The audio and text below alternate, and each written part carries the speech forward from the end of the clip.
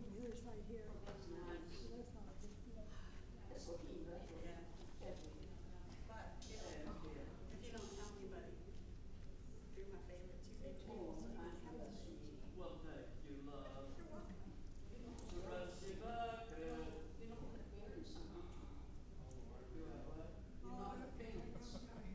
Oh, yeah, I know her. That's right, somebody else. Better than I do her bear. Oh, maybe. Yeah, we've spent a lot of time on the You're getting telephone. stronger, don't underestimate yourself. Trying. To have that. What do you hear from Okay. Eric? Anything? Yeah, call me. No, I'm gonna shut my eyes. Is everything going well? They're He's happy. The grandbabies all over there. Is she working? She's not. He is. Is Bruce still working? Oh, His brother? I don't think so. I think he's retired. They were out here then for a few weeks, I think. Things seem bad. Yeah, well, I'm glad he's there, and I'm glad we've got his, I like their time, but, Well, I feel like God always has a purpose for you. yeah, I think we're in a better position now than we've been in a long time. Yeah, well, I think, God has a purpose for everybody and where they're at. Eric was perfect for the years that God wanted him here, and now Ken is wonderful for me. Thank you, you're doing a good job. University getting for weddings, Well, they do, some people do ask if they can have weddings here, but we don't do much with it, all we say is we use the space, we don't have any kind of coordinators. And it really is, doesn't make us comfortable for them to do it, because we don't have the people. What was going on at the library? Yeah, I saw a lot of people around the Really? Yeah, I wondered if they were mixed up and going to the I must have been kids, they could have been kids waiting for the outreach meeting, or they were waiting for a bus ride. There were a number of Because people out, right? they meet on the steps to go like to the nursing homes or Hughley or whatever it's at. Sometimes, so. Okay, thank you. You're welcome. thank you very much. She's a hard work gal around there. All right. So are you comfortable right here? This is the best spot? Okay. I've got to do a hot date with her boss Monday. So this is the best spot? Yes.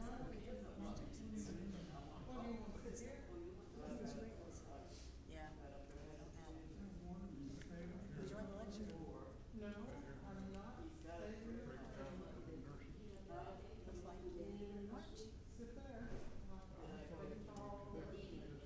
That was the original plan, that's no longer the plan. Oh, yeah, I went to that. It's over by Finley. Yeah, Larissa. Not now, not right now. They need more money. We do. We had $50 million, where we could do a lot. It was very nice. He sent me It's gonna be next to Finley. Over there, we and it was, Yeah, well, there's a parking lot, Yeah, it's kind of between Finley and City Hall. but that It's right stage was, before the flags. most of the stage was taken up with the street. So they didn't have room to put the piano up there. So people that played the piano, they did beautifully. And also, Terry Kimber on Park, none of that was on stage. So that was kind of bad. I was sitting right to see both girls on that.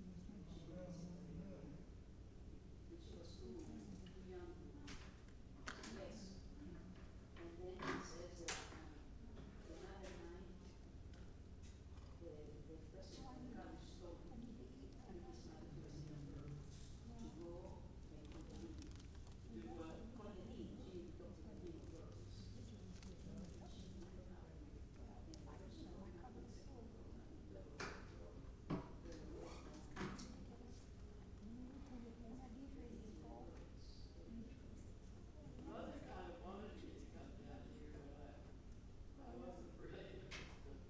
I sent a boy that lived with us, my cousin, we finished raising. We sent him here for 5 years. He came to Canada, he went through 4 years of Canada and 2 years of college. And then he spent a few years. So I was down there, fixing the room. But I never was very interested in going to Texas. But I wind up marrying one. Yeah, but not a typical Texan. He was very northern in his views, which I don't like the way Texas is much. Well, what am I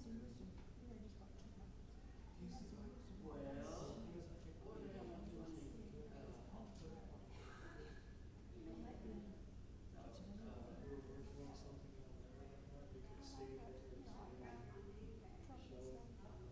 Saxon, yay, get this series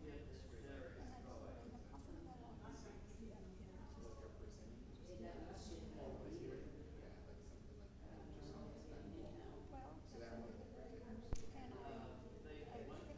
One time they asked for other people to donate.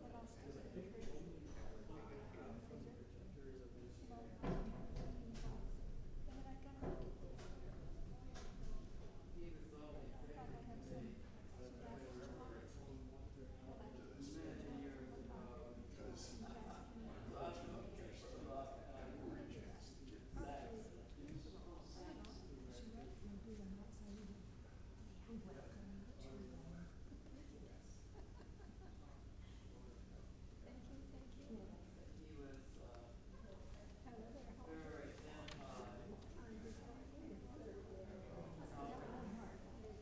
Warm heart. This is the cold water. Oh, yeah.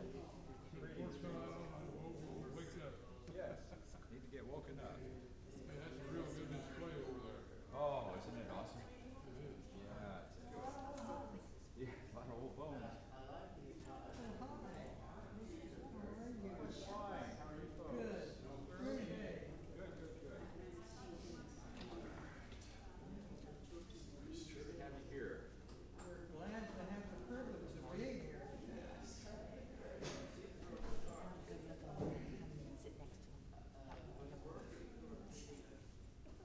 That's why she never leaves her side.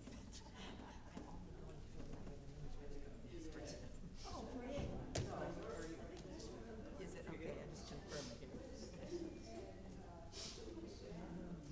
Ronnie, fix those lights. Fix the lights? Look, the 3 overheads are orange. Oh, the lights.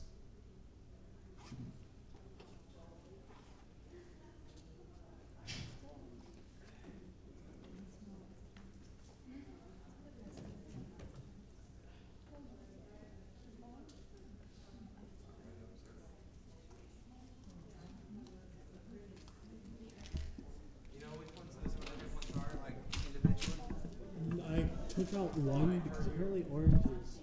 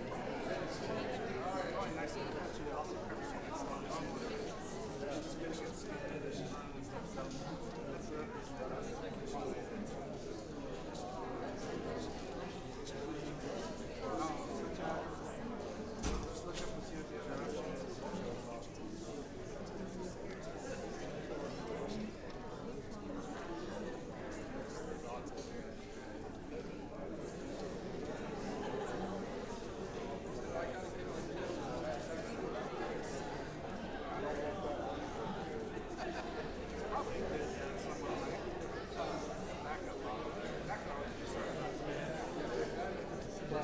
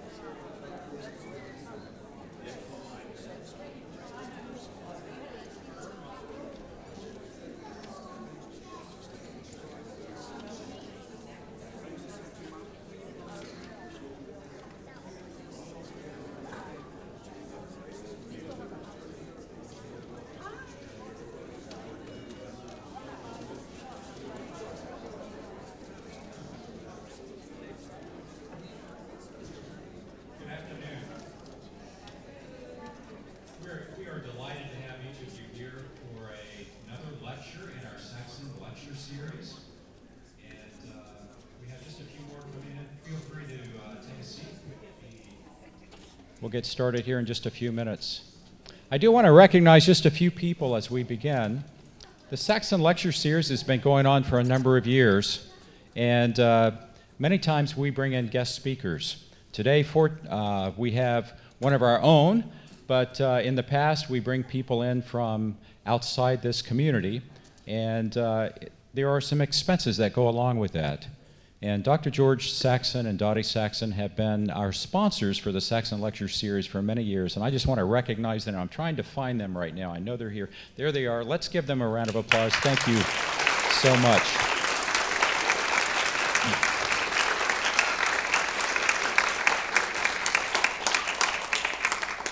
We also have some special guests right down here on the second row, and they have made this lecture possible because they have allowed us to use their property out in Wyoming to do our dinosaur dig. And my wife and I had the privilege of going out there just for a brief period of time this past year and seeing the excitement of what goes on. You know, sometimes back when they landed on the moon, people said, did they really land on the moon? Well, I've been questioning, do they really go out and dig dinosaur bones? Well, Ann and I went out there and we saw them actually digging dinosaur bones, so we have personal experience that they do this kind of work. We have Vern and Carolyn Johnson and Al and Brenda Bulwark, and I would like for you folks to stand and be recognized at this time. Thank you very much. Thank you. Thank you. You know, this has been a historic week for Southwestern Adventist University because we have opened up our Dinosaur Science Museum and Research Center, and we have been talking about that ever since I've come about 2.5 years ago. And Dr. Chadwick, this is a dream come true, isn't it? I tell you, it is really exciting to have had the ribbon cutting on Thursday evening. And then we've opened up the Dinosaur Museum yesterday and today. And if you missed the Dinosaur Museum, please come by tomorrow between 9 and 4. We'd be happy to show you some of the exhibits that's on display.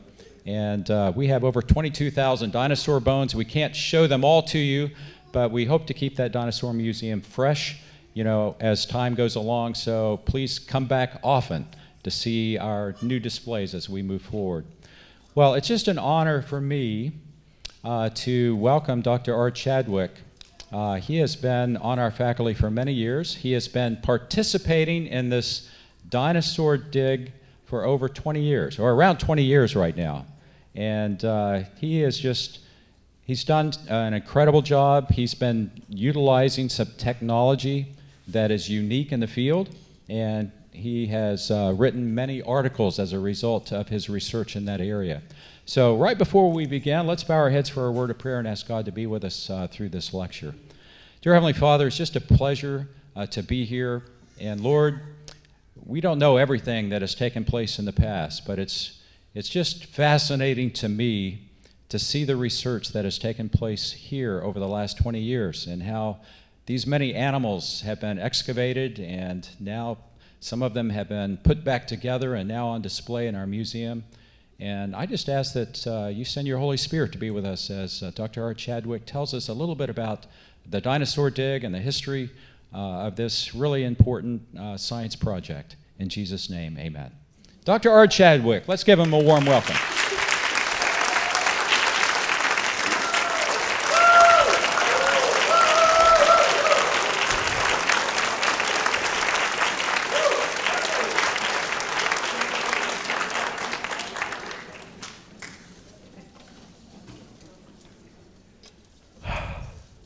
Well, it's a pleasure to be here today.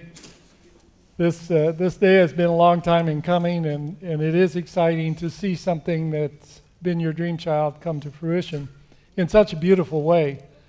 And I want to say just a word about that. Those of you who have been through the museum, it's remarkably beautiful and substantial. And it was built not by me, it was built by a team of people that were all working together, each doing their part. And so it's a very special thing for me because it's a team effort. And although I sometimes get credit for the museum, it's not me at all that's responsible for it. I'd like to give you a little bit of look back, a little retrospective on 20 years of excavation in Wyoming. Let's see if I can get to the beginning here.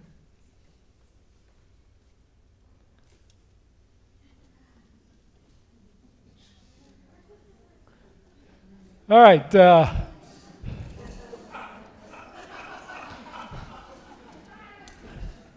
Sorry about that. I couldn't resist.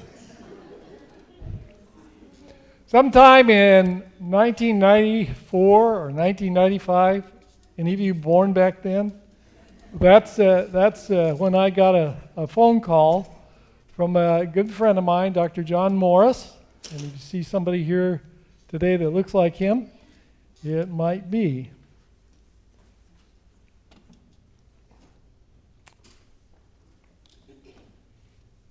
Oh. They aren't really dinosaurs, they're cows. And we'll see some more about that as we go. This is John Morris. You recognize him? He is from the Institute for Creation Research. He called me up and he asked me if I would be interested in working on a dinosaur site on a private ranch in Wyoming. Now, some of you might think, well, that would be a dream.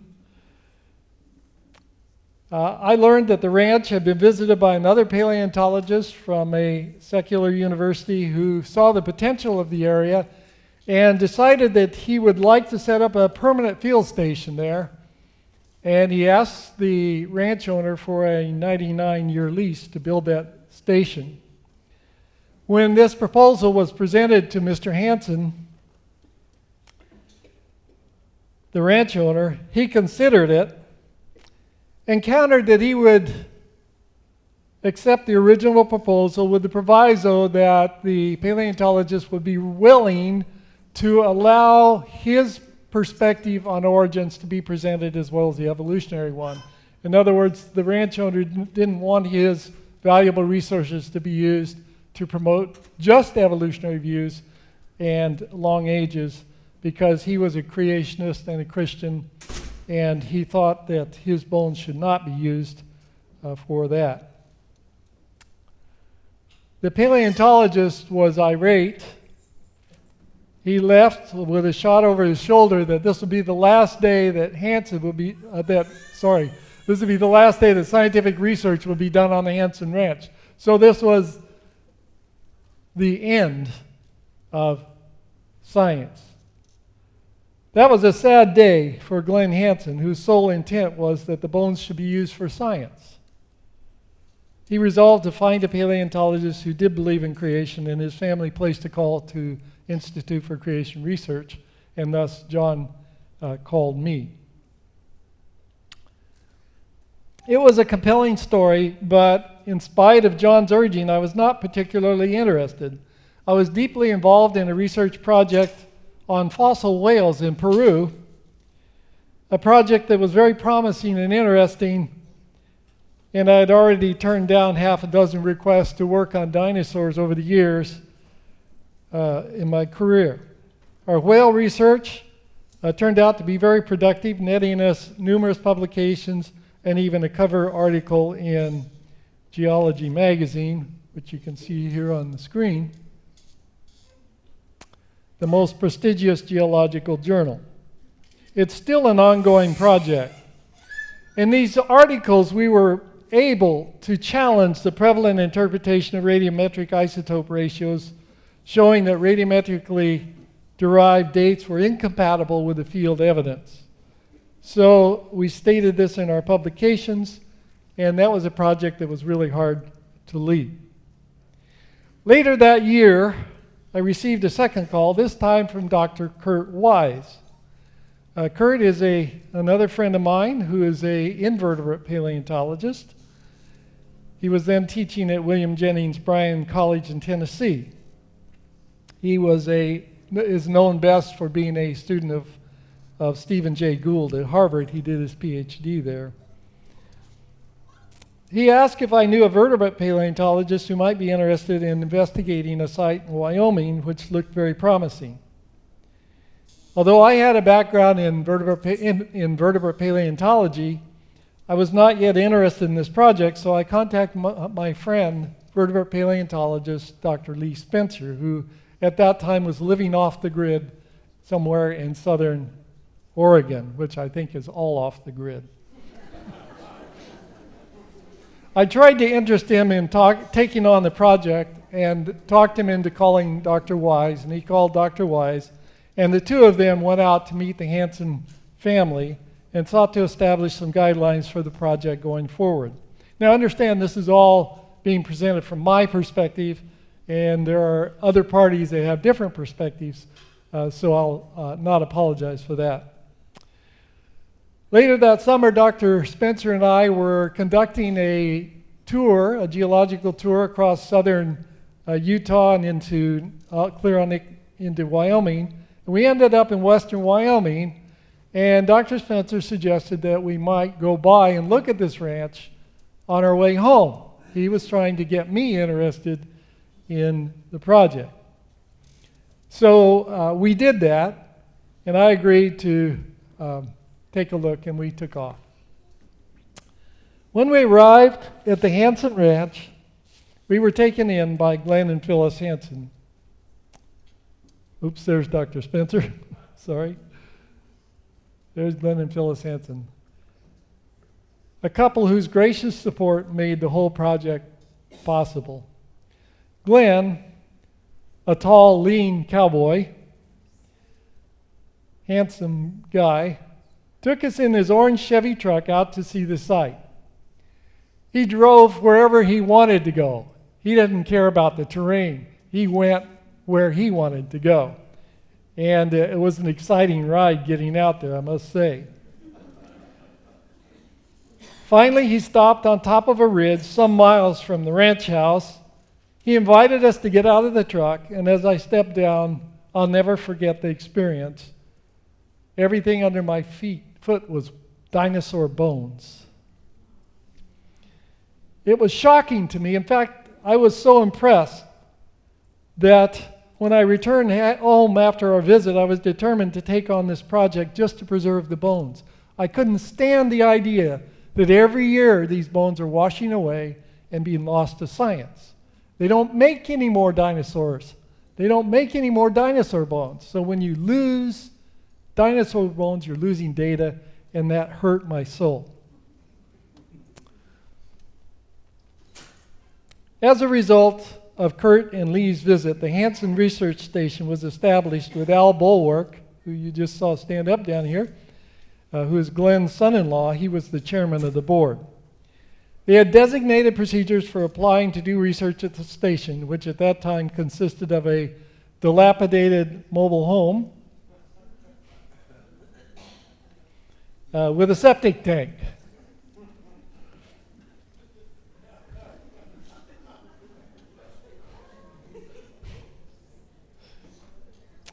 No running water, no electricity, just a mobile home.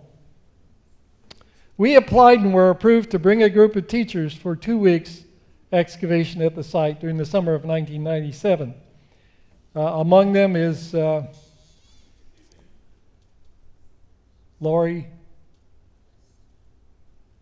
what's her last name? Lori, yeah, it used to be Northwood, Jameson, Lori Jameson.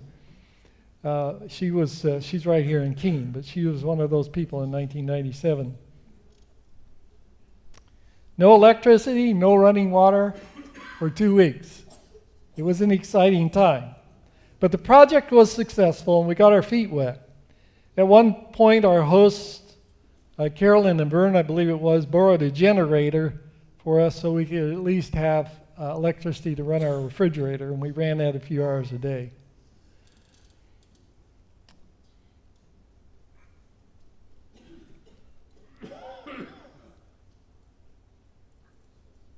All right, we'll skip that one.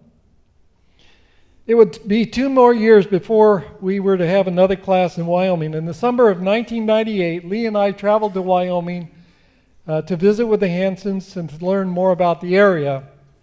We spent about a week in the field, again, as Glenn and Phyllis's guests. They fed us, they put us up, These people are remarkably nice. Each morning at 5 o'clock, Glenn would holler down the stairs to Lee and I, saying, people die in bed, you know. That was our wake-up call. Carolyn and Vern Johnson determined to help with the project, and they brought in electricity for the windmill that had supplied water to their cows, but they decided in that year that they needed to have electric pump there instead of a windmill.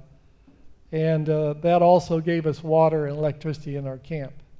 A gracious act on their part for which they took no praise, blaming it on the cows. As we became better acquainted with the family, daughter Brenda and son-in-law Al Bulwark, daughter Carolyn and son-in-law Vern Johnson, and Glenn and Phyllis, we began to realize what a treasure we were working with.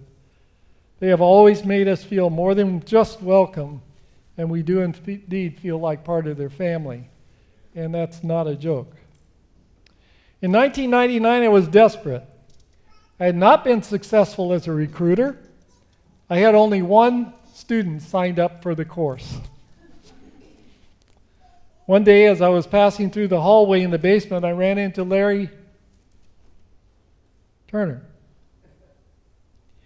He's an astrophysicist, so I had no idea why he'd be interested in dinosaurs. But as I said, I was desperate. So I invited Larry to join me in going to Wyoming to dig up dinosaurs. Little did I know that Dr. Turner had been an aficionado of dinosaurs since he was a kid. And the very idea made him excited.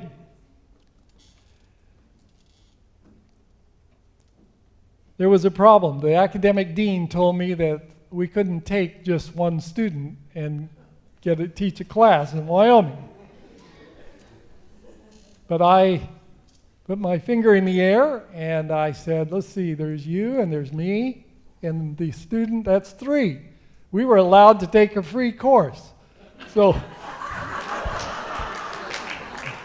Larry and I took the course. We said Lee was the teacher, and we were on our way. I think our budget that year for the 2 weeks was $600, most of which was contributed by us. The experience turned out to be foundational to everything that it was to happen afterwards. The Hansen Research Station requested we leave all bones exposed rather than taking them out of the ground as we excavated so that they could bring out people from the surrounding area to see what we were uncovering. We worked the whole season, all this time having to work around a string grid, which is a bunch of strings set out so we know where the bones are found. And this is a drawing grid, but it gives you the idea. It's just strings all over the place. And Larry Turner took one look at that and he said, that's not going to work. And so he said, why don't we use GPS?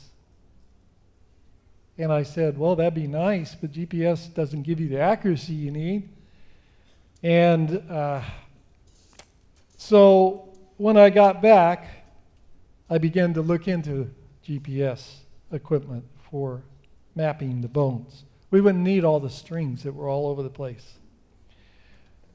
Another problem we encountered was that there was another group using the camp, which consisted of the house trailer at that time. So we had to stay outside, and when they were done, we'd go in and use it, and it was very difficult. And I couldn't imagine bringing a larger group of students than we had that year and trying to do that.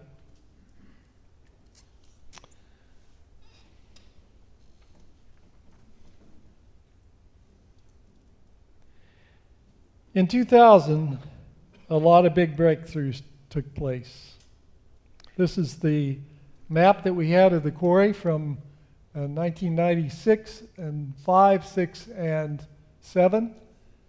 It was all hand-drawn using that square grid, laying it over the bones and drawing it. you can keep that in mind as we go along.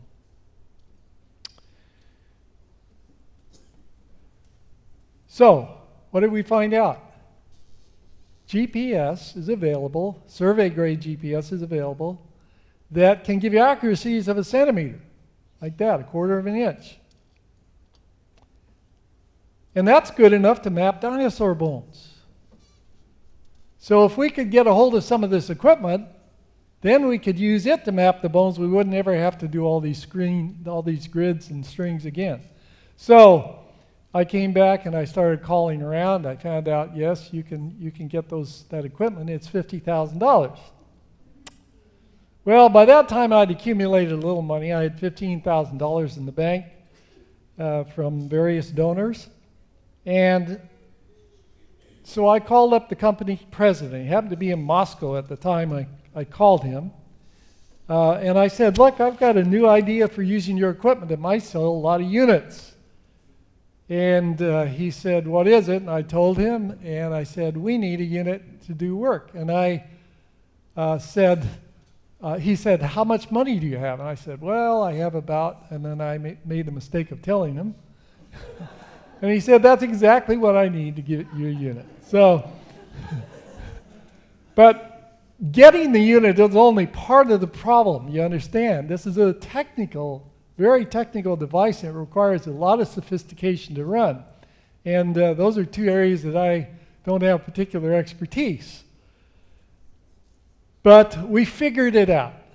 We figured it out, and we took it out into the field. And that year, God blessed us in recruiting students. And we had about 20-some students over that season. Our first real year in the dinosaur dig. And of the people in this view here, 1, 2, 3, 4, 4 of them are still coming every year. So it wasn't just me that had this idea that this was special. I'm going to show you what our quarries look like. This is our main quarry. That's our quarry diagram. Compare that with the one you saw a minute ago. And you can zoom in and look at every bone, by the way. This is the high-resolution image. Because we use GPS, we can map every single bone exactly where it was in the ground.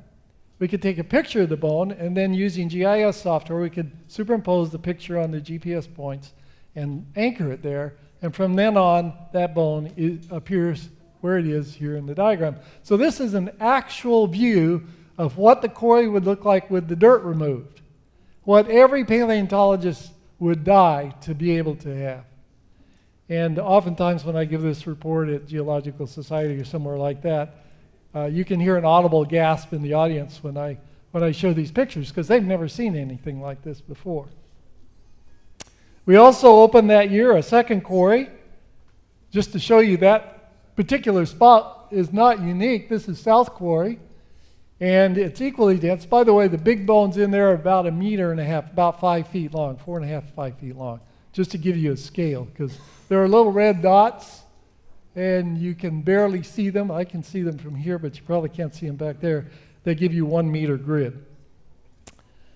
This quarry was open because Al Bulwark, and there you see him working on it, ran into a femur that was going back into the hillside, and he started chasing it back into the hillside. But Al had a job, and he couldn't stay there very long. He had to go back and do his work at his real job. And so he left that behind. So we went and started working on it, and it turned out to be another quarry right where he began his dig. We also that year had help from a bulldozer that he sent out to take off the top of the area so we could get down to where near the bone bed is. The bone bed, it turns out, is very level. So flat that we could get down within maybe 10 or 20 centimeters of where the bones were. We actually hit 1 or 2 bones, I think, in that process. But we took the bed down to very close to where the bones are, and then we could begin our excavation from there. So we had now a very large area that we could excavate, and that kept us on the was stuff to do for a long, long time. Al also built us a shelter, along with Mark Zeman, a friend of his, and the city architect of Denver. And it's a unique shelter. It's made from window screen, the kind of screen you put on your house. Several layers of that coated with a mixture of acrylic paint and cement, something that this architect had perfected and used. For example, down in Managua, about that time, they had a big earthquake down there. He went down and helped them rebuild all their shopping center with these kinds of structures. They were very easy to go up. So it was a really exciting thing to see, and it gave us a place to get out of the weather when we needed to. And that was a good thing for us. We called it the hoodoo hut. Now, those of you who are not geologists won't know what a hoodoo is. A hoodoo is a strange-looking structure made in the rocks, and there are lots of those around the ranch. And so we just called this our hoodoo hut. 2000, we gave our first paper at the Geological Society of America, high-resolution GPS mapping of a vertebrate taphonomic quarry. We introduced the science of paleontology to the methods that we had developed during that first year. In 2001, our census went up to 35 participants, and you can see them here, some of them. It was this year that we expanded our activities to the north to uncover another area, which David Stair found and was called Stair Quarry. There's a picture of David. Still looks the same today. This is Zuri. Zuri Franco was our head preparator, our very first head preparator, and she decided she wanted to ride a cow. And so she got her wish, got to ride a cow, thanks to Carolyn and Glenn. In this quarry, they found the second Nanotyrannus that was ever found. Here's one of its toe bones. We named it Zuri because that's what you do in the profession. You name them after the person that finds them. And so our Nanotyrannus is Zuri. Nanotyrannus is interesting because it's one of the most disputed fossils that there is. Nobody really wants to settle the issue because some people want it to be a T-Rex, a juvenile T-Rex, and the rest of us that know paleontology, the rest of us recognize it as a distinct taxon. That year also we developed, Dr. Turner developed, you wonder what's an astrophysicist going to do for a project like this?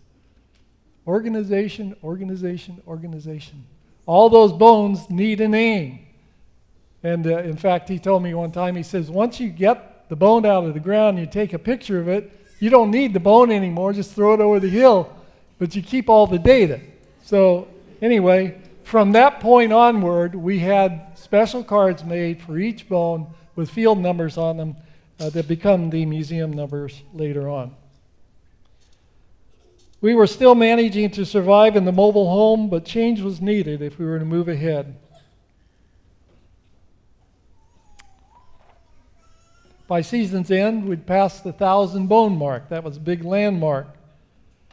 That year, we gave our second talk at Boston in the Geological Society of America, talking about some of the things we'd found. In 2002, we arrived at our new facility at Camp Cretaceous to find it under construction. Al Bulwark, director of the Hansen Research Station, and Mark Zeman, a builder friend of Al's, were hard at work trying to complete the facility, which you see here in the background behind the tent. So we had no place to go. So the 12 of us or 15 of us, where did we end up? Mr. Hansen opened his house and put us up for the week or so up until the time that the camp was finished. A week later, we finally had a home at the new designated Camp Cretaceous. This year we carried out our research with the aid of a second GPS rover unit We use the second unit not only to record specimens, but also to do field mapping in the area. We opened Teague Quarry, right here. By the way, these quarries I'm showing you are all as of 2016. That wasn't how much we got that year.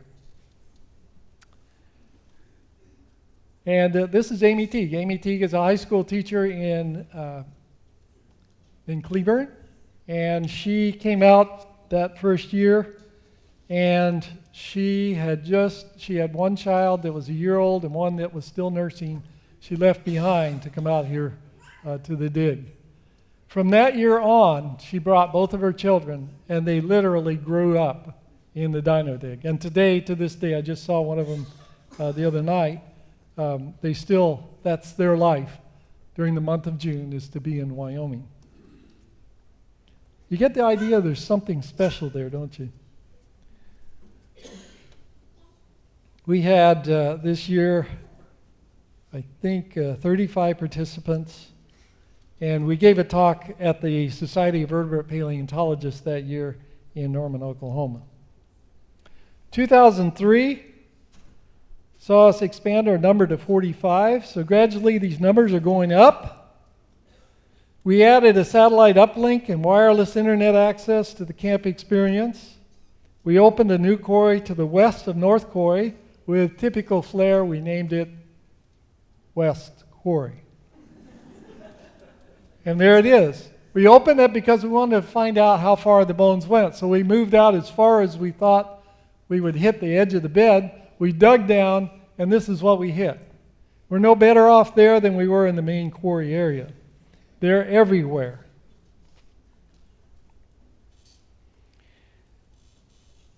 We were able, with Vern Johnson's help, in the airplane to go up and take aerial photographs so we could get aerial mapping going on the site.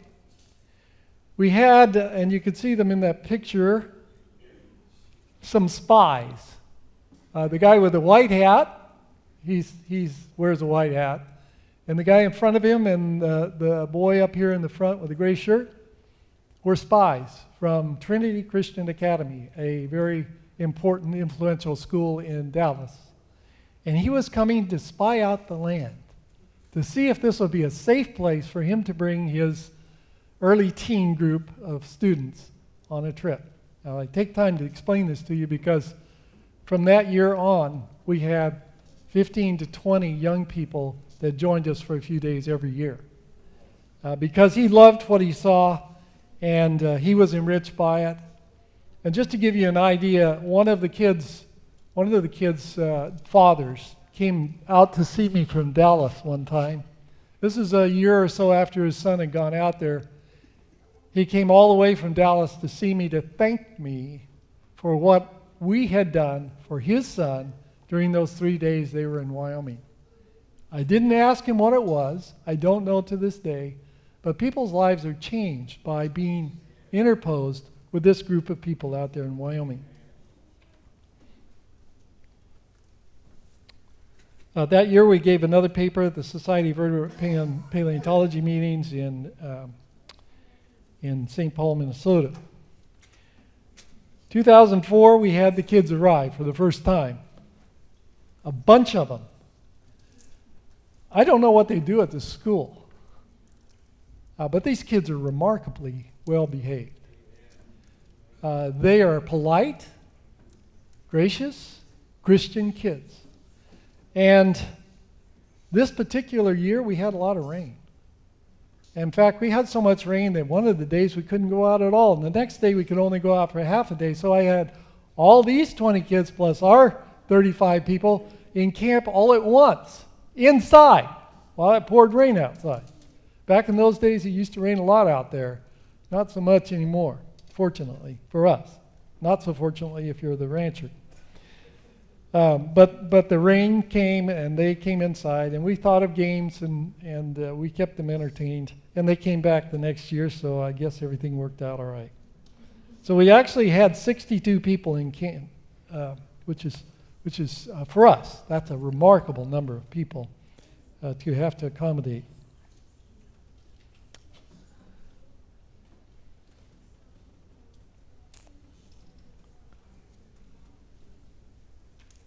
In 2000, the big breakthrough came. Oops, sorry.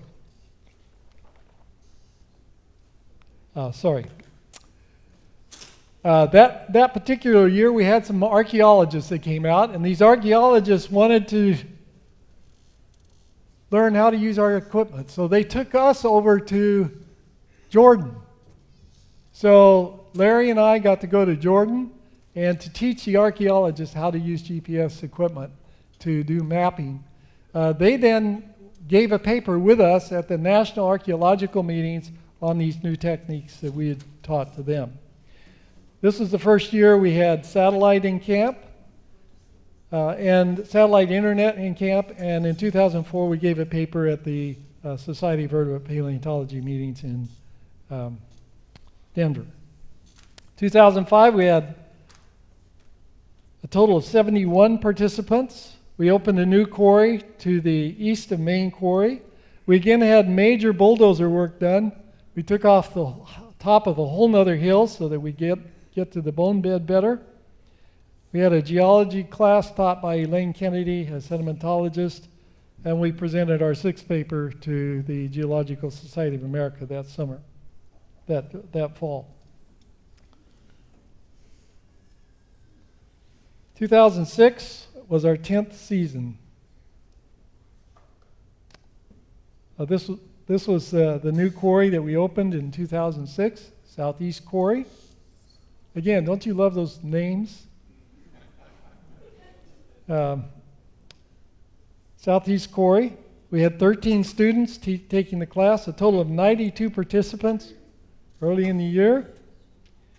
And we brought out 1,182 bones. We recorded our 5,000th bone that year. We gave our paper, this time at Ottawa, our 7th paper, on the dinosaur research project. 2007 began with a somber note as we lost our dear friend Glenn Hansen in April. We had the usual group from Trinity that year. They were joined by a large contingent from Southern Adventist University, including the chairman of the biology department, Dr. Keith Snyder, right back here.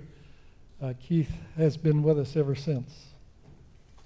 We used a satellite antenna to connect to the internet and began uploading our data back to Keene, because when you have all this data, reams and reams of data, photographs, GPS data, you're always worried you're going to lose something, because if you lose it, it's gone. You can't ever get it back again.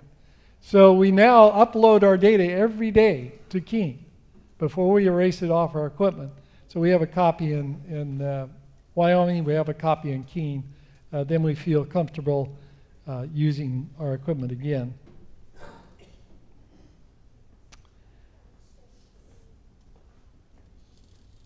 We gave our 8th paper at the SVP meetings in Denver. 2008, our participant count rose to 88. We're beginning to see a trend here. You know, we start with 20, and now we're up to 88. During the season, we built a permanent station for our GPS base. Right here you can see it. It's still there today. And every year we come in and we attach our base and we're ready to go. Now this is really important because the reliability of our GPS readings and the year-to-year register of the data depends upon a stable base. And we were having to set up the base every year before, so now we built a system that would be there every year in the same place.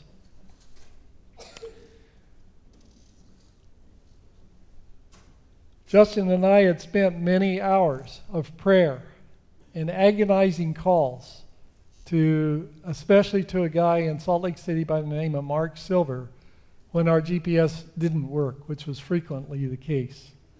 Finally, Mark Silver got fed up. Here's Mark. He got fed up, and he now comes out every year, the first of the season, to help us get everything set up, and then he stays a day or two, and then he goes back. He even became a vegetarian in the meantime, and he enjoys our food when he's there. We got a new rover that year. Actually, Mark got it for us for, I think we paid $22,000 for another setup, a complete set. The prices are going down a little bit. We opened up a new quarry at Gar Ridge, and that was a really, really productive quarry.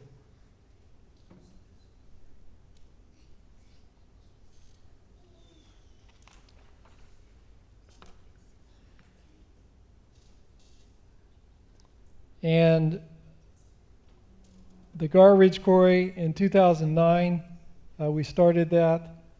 This is another quarry that we started, which is called Toe Quarry. We started that in 2009. We started it because there were bones laying all over the ground, and remember, we're there to save bones. Gar Quarry was started because it looked unique and different from all the other quarries. That year, we had a record number of bones and participants. 1,233 bones and 93 participants. In the winter of 2010, Phyllis Hansen was laid to rest. Another sad note for us. Our 2010 season began with 7 students taking the class and 2 teachers. During that winter, it had been a tough winter in Wyoming, and the hoodoo hut had disappeared. It had crashed to the ground. And there you can see it crash down after 10 years of faithful service. We've been there 10 years now. You see, I'm getting older. There's a lot of things changing. A new quarry was opened at a site west of Stair Quarry, where an earlier paleontologist had been excavating. It was named DQ Quarry. And there you can see what we excavated from there. We employed both walkie-talkies and GPS repeaters. Walkie-talkie repeaters enabled us to use our walkie-talkies anywhere on the ranch. We had good walkie-talkies, but they were limited by the terrain, which is very uneven. And this is typical Badlands topography. And so we had to get a repeater so we could hear ourselves talk. Well, hear each other talk. And also we had a GPS repeater up there so we could go 20 or 30 miles away and still use our GPS. We then had to add solar panels because we had to power the GPS equipment. We had a total of 88 participants that year. We cataloged our 10,000th bone. Remember back when it was 5,000? Now we're up to 10,000. We presented our 9th paper at the Society of Vertebrate Paleontology meetings in Pittsburgh. In 2011, we opened a new quarry named Rose Quarry. That's a nice name. That's different than north, south, east, and west, isn't it?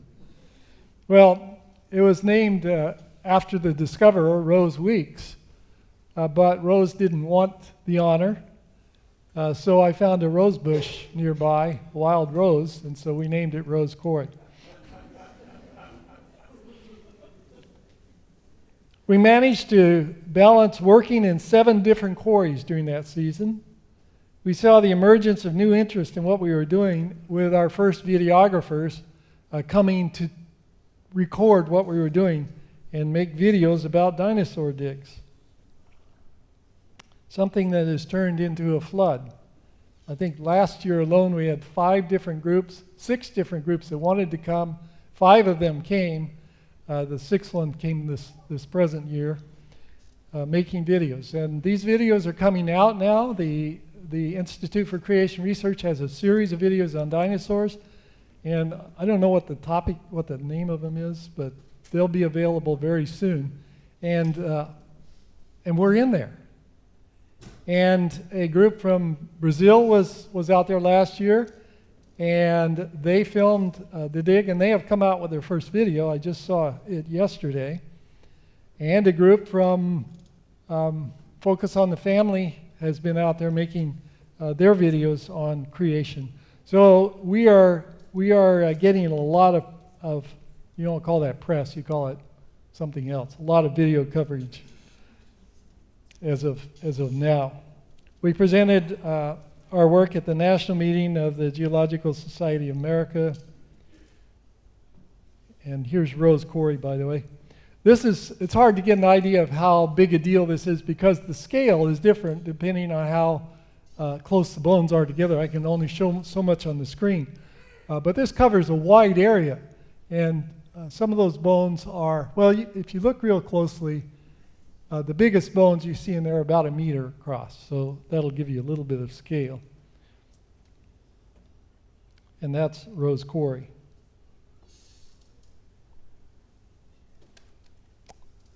2011, make sure I'm in the right place here. We presented this is the group we had out there. And again, you're going to see the same people in these pictures. It's almost like motion picture when you see them because the same people are there year after year after year after year. I'm going to talk to you about that later on. A paper we gave at Geological Society of America about the seismic activity we were finding in some of the beds there. Now, seismic activity is pretty exciting because it tells you, if you saw the diagram in the museum, that's a very important diagram because if you have a 5-meter deep bed that is seismically disturbed, it can't be deposited slowly. It can only come in as a single mass, and then before it can become dewatered, it has to be shaken by an earthquake of a huge, immense magnitude to get the kind of folding that you saw in that diagram. That requires something of immense power. And so that's something very interesting that we're going to be investigating in the future is just what does this tell us about the rate of deposition of these bones. Because the standard explanation is these bones were deposited on a floodplain, a river, and that the dinosaurs, some of them died crossing the stream, got carried downstream and caught in a bend in the river, and there their bones accumulated. Well, that can't be the case for these bones because they're in a graded bed, which you saw in the first diagram in the museum if you went in there and looked at it. It's in a graded bed with big bones at the bottom, little bones at the top. You can't do that slowly over a long period of time. You have to do it instantaneously. And the only way to do that is with a debris flow, a submarine debris flow that will order the bones by size. 2012, another handsome group, 73 workers. Our goal that year was to try to find out what the periphery of the bone bed looked like. How far out does it go?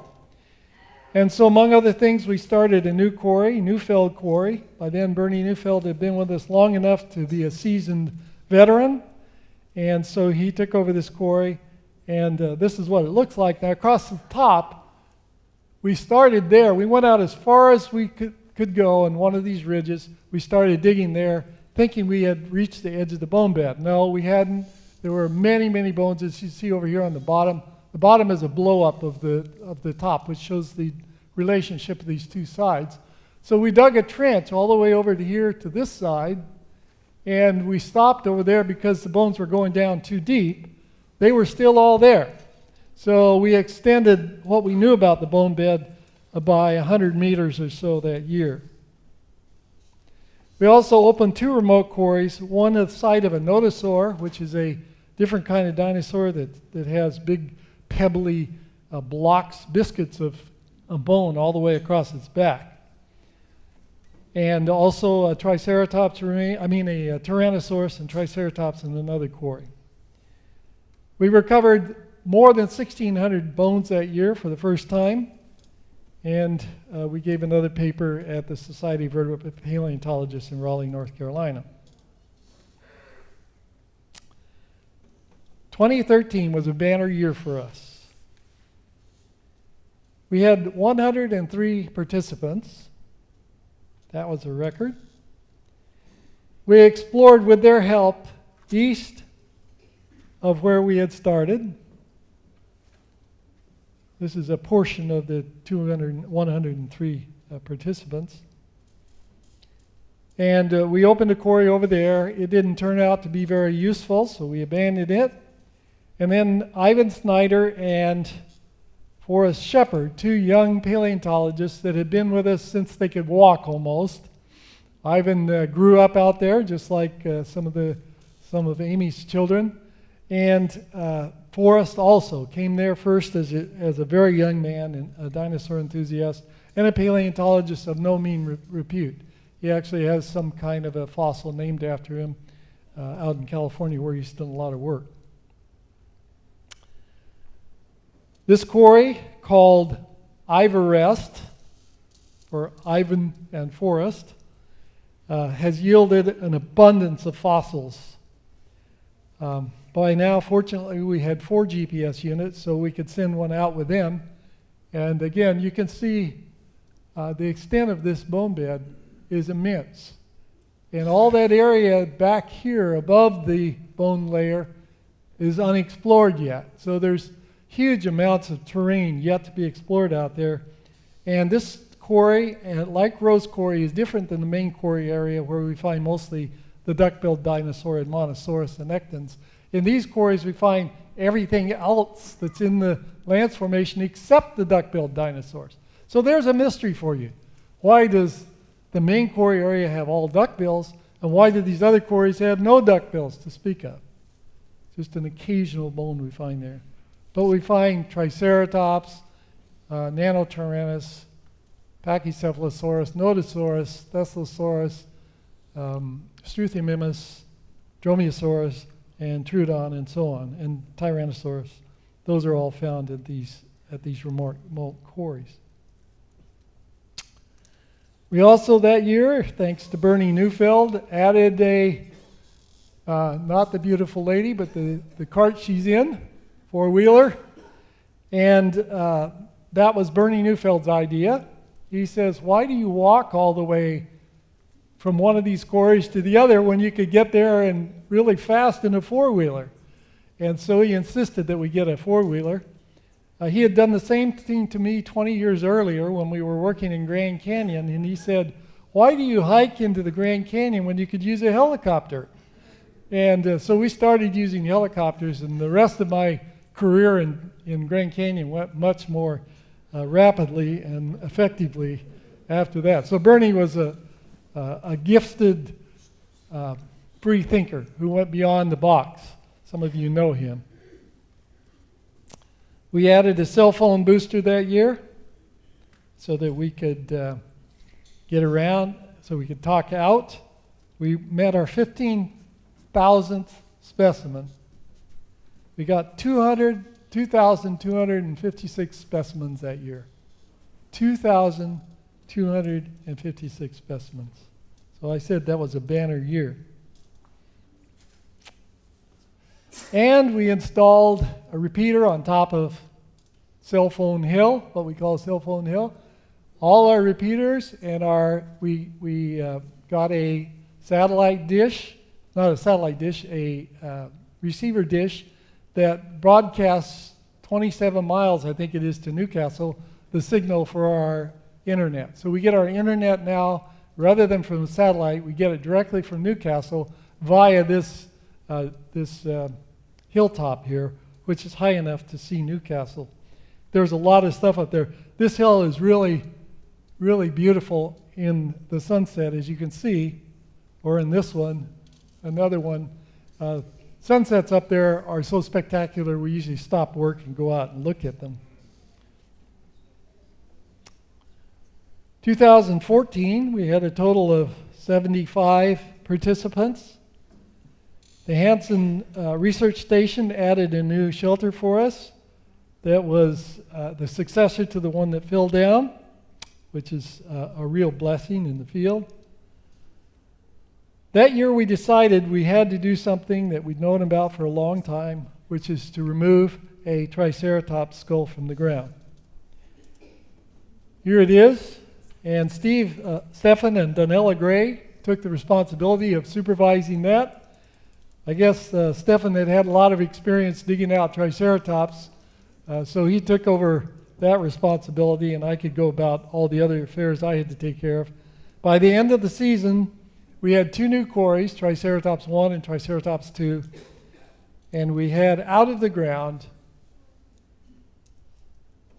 a 1,000-pound fossil, which we then managed to get into the back of a pickup truck and drive back to Keene, where Mr. Stair worked it out of its jacket, and that's what you saw in the museum. We haven't yet done the restoration work on it. That's a huge job. But eventually that will be a mighty specimen. That year we presented 2 papers. Here's the Triceratops quarry. And let me say a word about this while we have this picture. This is the Triceratops skull. While we were digging it, we found this bone right here, and these bones right here, or these bones right here, which belonged to another dinosaur, Thescelosaurus. And we figured if there are 3 or 4 bones from another dinosaur sitting there, then maybe that dinosaur is there too, just like the Triceratops. And so, thank you. I may need that. So this is a diagram of that quarry now, and yes, the next year we came back and we dug right here, and guess what?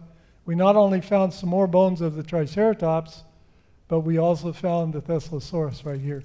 And that's the complete Thescelosaurus you saw in our exhibit, which David Stair prepared, and we printed, and he prepared and put it together to make that dinosaur. We have most of those bones, but he put together the printed one because that's what we wanted to do.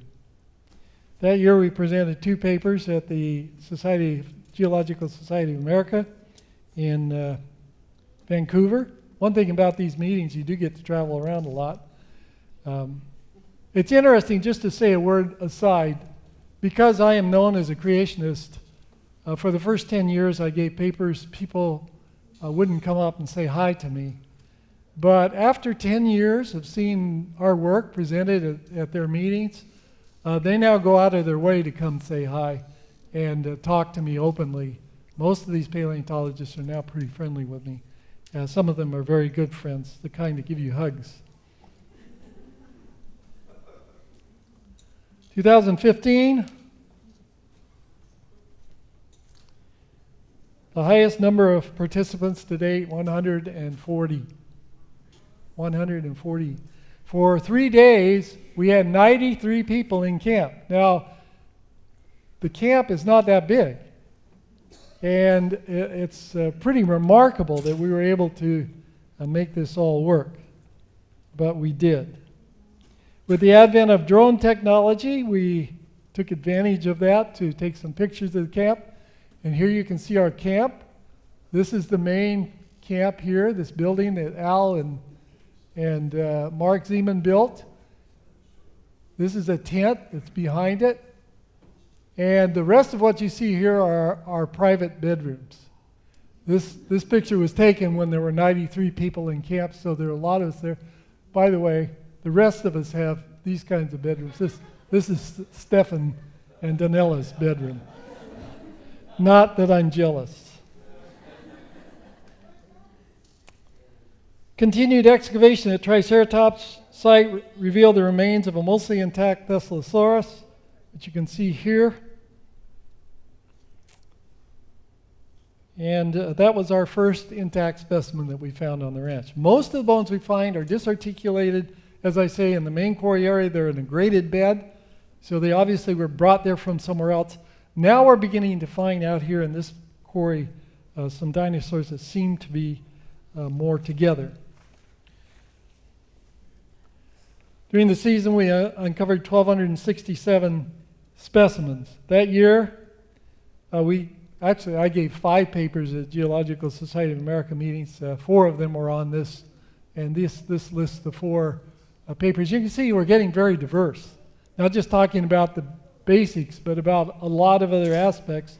2 or 3 students have gotten their PhDs working on the collection of bones, and or are still working on it.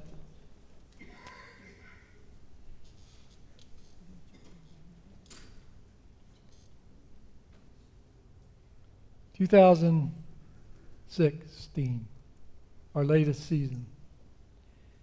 One of the most remarkable specimens we ever found.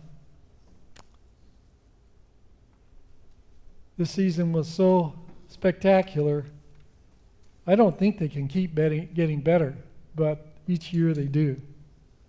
Besides the usual beautiful bones from the main quarry, we found a number of excellent bones in Gar Quarry. And this particular specimen right here, which is a jawbone of a mammal, a very large one, the size of an opossum, from the Cretaceous. It is an opossum-like animal. And Zuri, when I brought it back, cleaned it up, and here's how it looks now. You can see it's truly, truly a beautiful bone. That is a Didelphodon type animal. Meanwhile, in Triceratops, the workers began uncovering the remains of a duck-billed dinosaur. As you can see here, this is the tail starting right here and going out here, all the way out here, and then another section this long that's already been removed. That's a long tail, about 50 vertebrae. We uncovered both ilia, both ischia, both pubices, and a tibia before the season was over. So here you can see ilium 1, ilium 2, ischium 1, ischium 2, pubis 1, pubis 2, and a tibia, all from the same animal. So we are uncovering a whole duck-billed dinosaur, but it's already been taken apart for us, which is really nice. God's bringing us into this whole dinosaur thing slowly so we can handle it. We enjoyed this year 79 participants, and it was a remarkable year.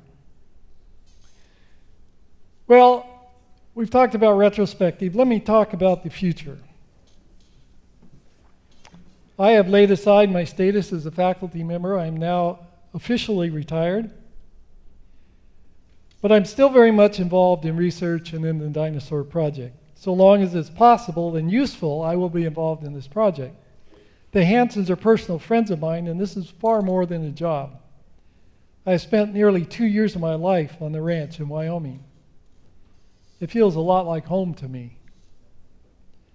God has richly blessed us, and we've enjoyed great success. We've given 19 papers at professional meetings in 17 years, published the paper in a symposium volume.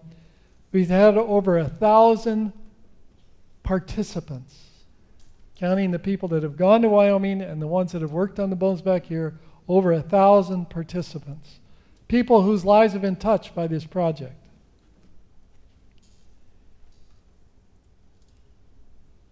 We have seen baptisms, marriages between participants, even a honeymoon spent at our Wyoming site. I don't know how that goes down. This work is not done.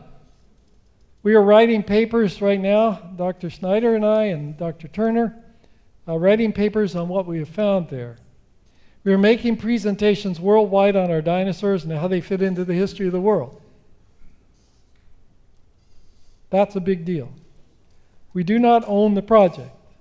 We too are participants, part of the 1,025 that we have recorded so far. If you've been there, I don't need to tell you why we keep going back. Just ask Justin Woods, who hasn't missed a season in 16 years. Ask Kathleen Wilson, who's not missed a season in 17 years, who comes from now Thailand every year to join us for that month. Ask Tyke Connell, who's only missed a couple. Ask Stephen Gray and Donella, who haven't missed a season since their first in 2009. Ask Amy Teague, who raised her children out there. Ask the Snyders, who've been coming since 2007. Ask Dr. Yamamoto, who comes from Japan every year. Ask David Stair, who would move mountains to be out there if he could. Ask Curtis Blagburn, who's been coming with his students from Trinity ever since the year 2003, when he came to spy out the land. Ask Dr. Maloney, who began coming in 2000, and except for her PhD research years, has been there every year. The list goes on. If I haven't named you, it's not because I don't know about what you've done. But you know, some of the rest of you, don't you kind of wonder why these people keep coming back? Do you think, Dr. Willis, how many years have you been there? Do you think that maybe there's something there that you're missing out on? that maybe you should experience, come and join us. Thank you.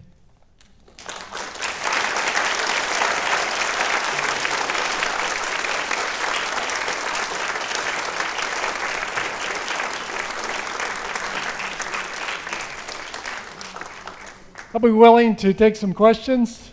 Yes. In the strata, is there a difference in the differentiated bones that I know they're all more or less, is the ones that you're finding more intact, how are they in the strata? Is there a difference in their One of the reasons geologists describe this as a fluvial deposit is because it doesn't appear to have strong stratigraphy. You can't see a layer and trace it for long distances. I have walked out a layer that was sandstone, and you walk laterally in the same layer, it turns into mudstone. So there's a lot of variation in the sediments. It really hasn't been studied very carefully, or they wouldn't say it was a fluvial deposit, because it's not. But this is the kind of change that you see as you go laterally, and so it doesn't lend itself to an easy resolution on the basis of stratigraphy. I'm not sure we'll be able to see any difference. Keith, do you know if there, or Stefan, do you know if there's any major difference between, say, Triceratops quarry sediment and Rose or main quarry? It all looks pretty much the same to me. Yes? You've been making all this data available online to anyone who wants to get it. Have you had a lot of external researchers who aren't connected to the project using your data? We were last 3 weeks ago now, we were at the Society of Vertebrate Paleontology meetings in Salt Lake City. And a lot of people were asking us about things that we had and discussing things that we had.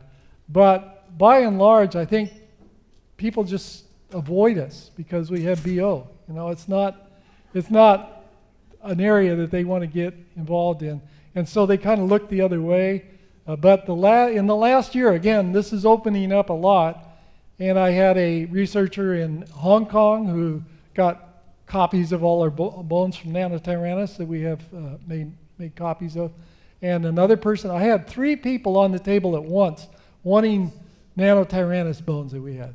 But Nanotyrannus is a very popular taxon right now, and so a lot of people are interested in studying that. Any other questions? Technical question. Yes. Who feeds all these people? You know, God gave us a plan when we first started out. The first year we had 20 people, we had to come up with some way of dealing with all this. Up until then, it was like, go get your own. But when we had 20 people there, we had to make a decision, and the plan came to us that we should divide into groups and then rotate. So we just take turns. So what happens is every group has a day when they do all the meals, a day when they clean camp, a day when they have worship, so that it gets really heavy and then lighter and lighter. And we've done that now for 20 years. I've never had a single complaint about the food. Because either you made the food or you're going to have to make it next time, so you're not going to complain. So it has worked out beautifully, and we keep our camp very clean. We're afraid that Al will come in and see it messy, so every single day we scrub the floors, mop the floors.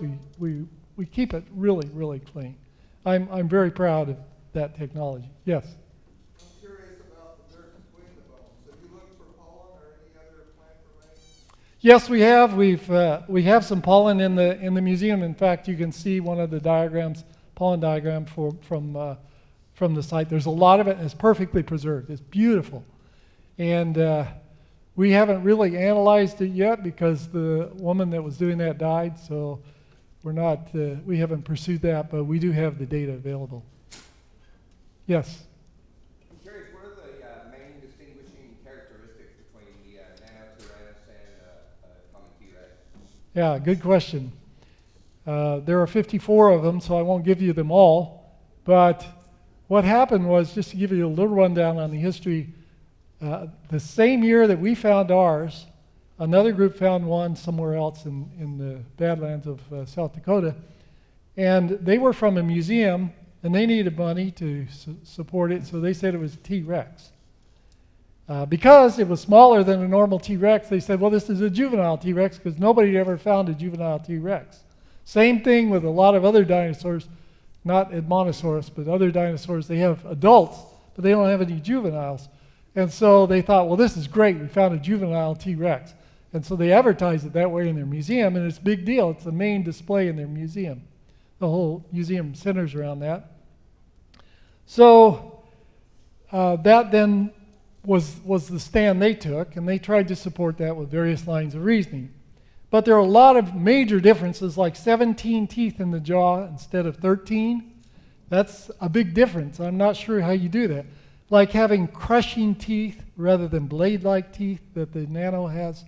T-Rex teeth are designed that whatever gets in their way gets smashed, whereas Nanotyrannus teeth are more designed for cutting and shearing.